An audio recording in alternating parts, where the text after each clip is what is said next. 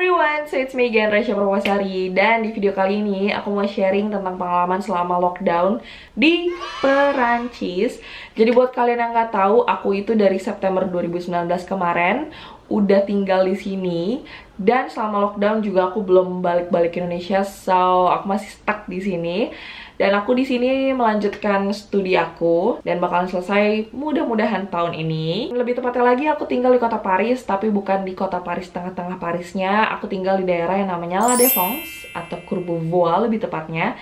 Jadi buat kalian yang pernah ke Paris terus penasaran di mana sih gedung-gedung tinggi kok kayaknya nggak ada. Ya gedung-gedung perkantorannya adanya tapi di La Défense tempat aku tinggal, which aku bisa bilang La Défense ini adalah daerah CBD-nya Paris.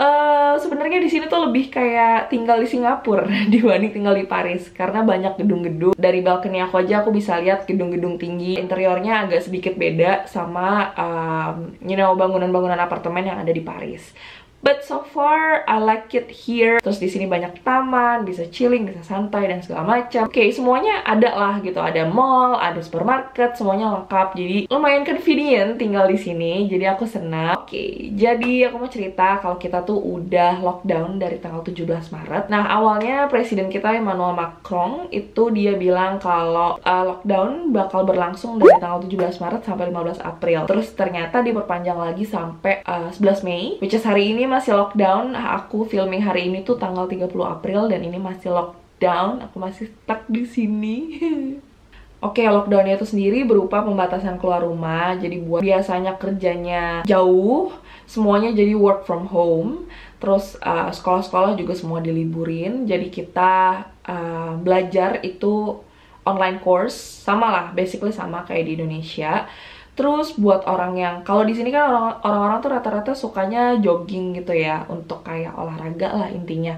Nah itu dibatasin, jadi nggak boleh lebih dari 1 kilometer dari tempat mereka tinggal. Kalau misalkan mereka mau jogging atau outdoor exercising, itu nggak boleh lebih dari 1 kilometer dari tempat mereka tinggal. Dan di sini of course mall itu tutup, toko-toko itu semua tutup, toko baju, Sephora dan segala macam tuh tutup. Jadi yang buka itu cuma beberapa, dan beberapa itu juga listnya sudah diatur sama pemerintah. Kayak apotek itu buka, terus supermarket itu juga buka, terus tabak itu kayak toko rokok gitu ya. Kalau di sini tuh rokok tidak dijual di supermarket tapi dijual di toko terpisah, dan emang supermarket itu nggak punya authority untuk jual rokok. Jadi mereka punya toko sendiri, which yang namanya itu tabak. Cuman jamnya itu sangat limit ya. Pokoknya ini gini, toko-toko yang memprovide makanan atau kayak essentials itu mereka tetap buka gitu. Jadi kayak toko daging itu mereka masih buka. Terus boulangerie itu juga, boulangerie itu adalah kayak bakery gitu ya, itu mereka masih buka. Pokoknya intinya toko-toko yang menyuplai makanan dan menjual makanan, menjual essentials itu mereka masih buka. Terus di sini Uber Eats juga masih ada ya, Uber Eats masih beroperasi. Cuman ya itu restoran dan merchant-merchantnya itu nggak semuanya buka. Dan mereka tuh kalaupun buka ya, itu ada jam-jam tertentunya gitu loh. Maksudnya dibatasi lah jam bukanya tuh, nggak bisa kayak seharian banget gitu. Misalkan kayak tutupnya biasanya jam 7 malam, nah ini lebih cepet, tutupnya jadi jam 5 sore kayak gitu. Dan supermarket di sini juga kayak gitu, biasanya tutupnya tuh sekitar jam 8.30 gitu ya, tapi selama lockdown ini tutupnya lebih cepet, jadi kayak jam setengah 8, jam 8 malam kayak gitu. Dan bukanya lebih siang gitu, karena untuk menghindari kayak semakin banyaknya orang yang datang. Basically di La Défense, di tempat aku tinggal tuh nggak sesepi itu. Maksudnya as in kayak tidak ramai juga, tidak sepi juga, masih banyak orang beberapa lalu lalang gitu ya. Kayak mereka mungkin ke supermarket atau cari makanan atau exercising, tapi mereka tuh nggak yang menggerombol gitu. Jadi kalaupun mereka jogging sendiri-sendiri kayak gitu. Yang penting adalah kalau misalkan jogging, yang harus diperhatikan di sini nggak boleh lebih dari 1 kilometer dari tempat kalian tinggal, dari tempat kita tinggal, sorry, kayak gitu. Oke, jadi yang bikin aku agak kayak agak mager untuk keluar rumah itu adalah kita harus bikin yang namanya attestation. Jadi attestation itu adalah kayak surat gitu yang menyatakan kayak nama kita. Jadi di situ tuh ada nama kita, ada alamat kita, dan alasan kita keluar rumah pada hari itu dan pada jam itu. Jadi kita harus nyertain juga tanggal dan juga jam kita keluar rumah. Dan ada kayak beberapa, kayak beberapa pilihan alasan yang kita bisa cek gitu ya. Lo keluar rumah tuh alasannya apa. Jadi emang cuma ada 5 atau 6 alasan, aku lupa, yang kayak kalian bisa cek itu. Kalau misalkan alasan kalian itu ada di salah satu optionsnya itu, ya baru kalian boleh keluar rumah gitu. Jadi kalau misalkan kayak buying essentials, kayak ke pharmacies atau ke supermarket, itu ada di list itu, jadi kalian bisa keluar rumah.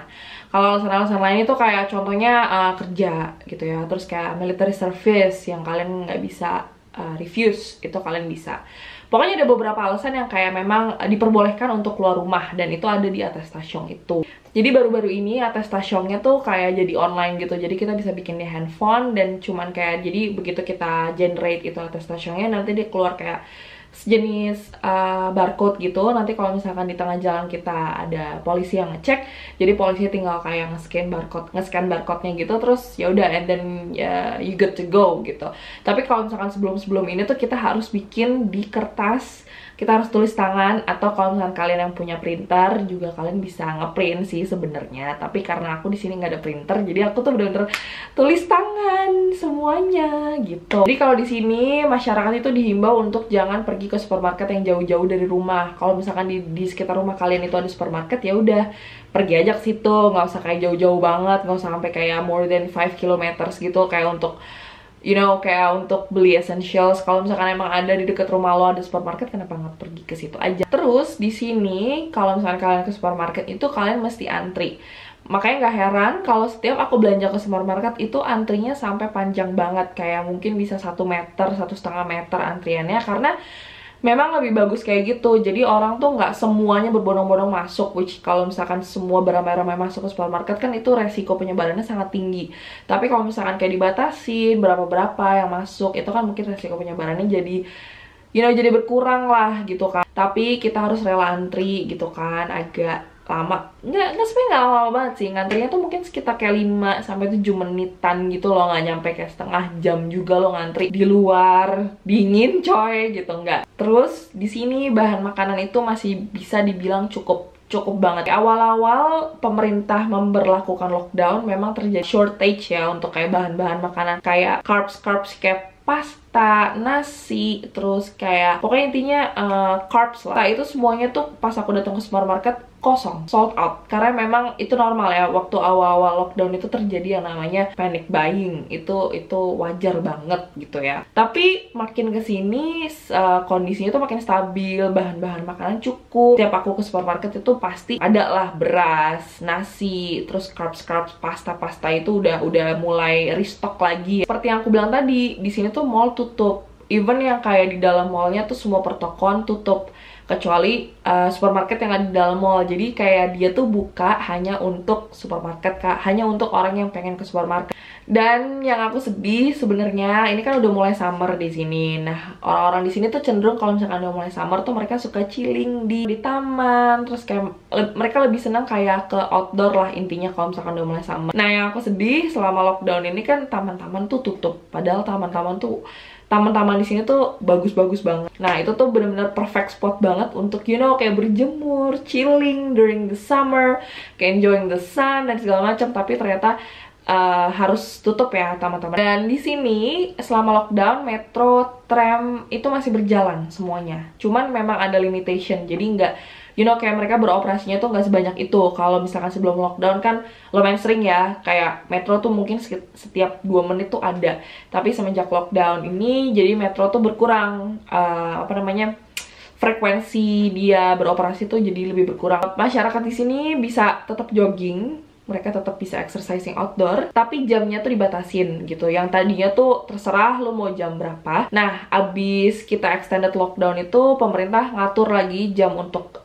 exercising dan segala macam. Jadinya tuh pagi banget, jam 7 pagi sampai mungkin jam 10 pagi, sampai jam 9 atau jam 7 sampai 10, I'm not sure. Buat kalian yang tahu bisa komen di bawah. Sama malam sekalian, jam 7 sampai jam 10 malam. Jadi buat kalian yang nggak tahu, di sini kalau summer itu siangnya jadi lebih panjang. Ya, jadi jam 7 malam itu masih terang benderang seperti ini. Kalau kalian tebak, ini ya sekarang adalah jam 8:30, 9, 24:09 tuh. Dan yang aku suka selama lockdown ini adalah ada hal-hal positif lah ya selama lockdown ini. Jadi setiap jam 8 malam kita tepuk tangan di balkoni kita untuk memberikan apresiasi kepada health workers.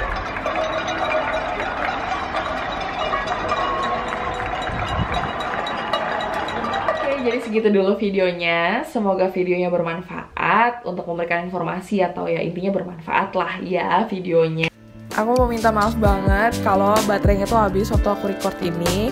So gitu aja, stay safe, stay healthy wherever you are, and don't forget to subscribe, dan jangan lupa juga leave a comment below kalau kalian punya suggestion or anything.